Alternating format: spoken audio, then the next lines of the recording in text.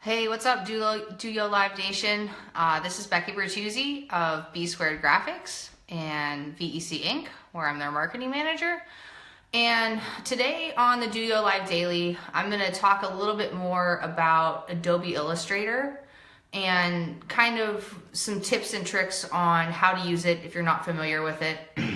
And I was driving home and trying to think of what to talk about, and I kind of drew on my experience of being 22, fresh out of college, and I got a job with a local food service company, and I had to start using the design programs. Well, I was really excited to learn how to use them because I've always wanted to learn how to design.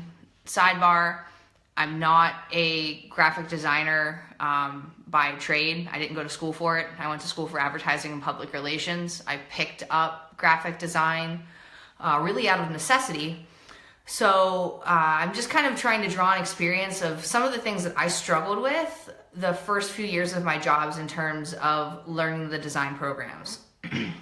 Both of my jobs, I've had to learn how to use the design programs. And I know that's not typical of marketers, but for me, I really had to dig in and lay out my own designs and continue to edit those. So I picked up a lot of different skills, and if I can help even one person kind of navigate through a design program, I think that, I've shared the knowledge pretty well. So last week we talked about fonts. This week I'm going to talk about pictures and picture sizing. When I started, I didn't realize that there was a certain way to drag a picture so that it wouldn't lose its aspect ratio.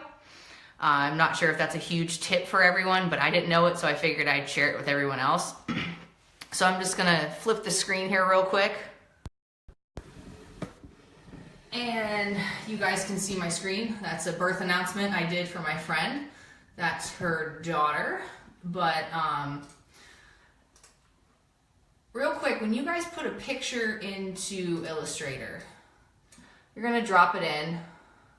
And let's say I want to resize this. So I'm going to take it, and what I'm going to do is I'm going to grab it from one of the corners. I'm going to hold down my shift key, and then I'm going to resize it. And what this does is it keeps the ratio of the picture exactly the same as what the original size was. If you don't do that, let's say you want to grab it from here, I've got a squishy baby right now. Doesn't really look that good. So when you're adjusting photos, you always want to make sure you're grabbing from the bottom, holding down that shift key, and then resizing your photo so it looks the way that you want it to look.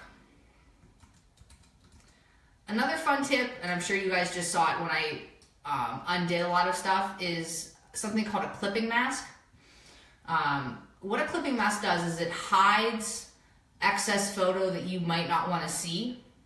And there's a better example of it here with Miss Mora on her ski boots. My friend Karen is a skier, so of course we had to do a ski boot picture. But I'm going to release it so you guys can see what I'm talking about. So what a clipping mask is what you can do is you can draw a shape over a photo, and you can tell Illustrator, I want you to make a clipping mask. And what that does is it takes everything outside of that box or that circle and it hides it. So I've got my square there, which usually what I'll do is I'll draw it and I'll put an outline so I can see what's going to go into the clipping mask. So if I click off of that, you guys can see that I've got that black square around her in the ski boots. So I click on that. I select the picture by holding down the shift key and clicking on it. So everything's selected. I'm right clicking and I'm telling Illustrator, I want you to make a clipping mask. So everything outside of the square box goes away, and then I can take it and place it into the design like I did for this birth announcement. Okay. Sorry, you guys get to look at my wall for a second. A couple of things to remember with the clipping masks. The picture actually has to go behind the object. So if the picture's in front of the object, the clipping mask isn't going to work. If you use a really complex object, Illustrator's going to tell you, no, we can't do that. Another cool thing, once you've got the clipping mask made, is you can double click on the image and you can either adjust the image itself or you can adjust the size of the shape that you use. So let's say you want to make that square a little bit bigger, double click. You can either click on the square or click on the image and make any adjustments that you need to make it fit your design.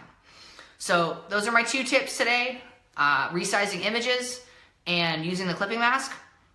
Again, this is Becky Bertuzzi from B2 Graphics. Dennis, thanks again for letting me share my tips and tricks on Illustrator, and I'll see you guys next week.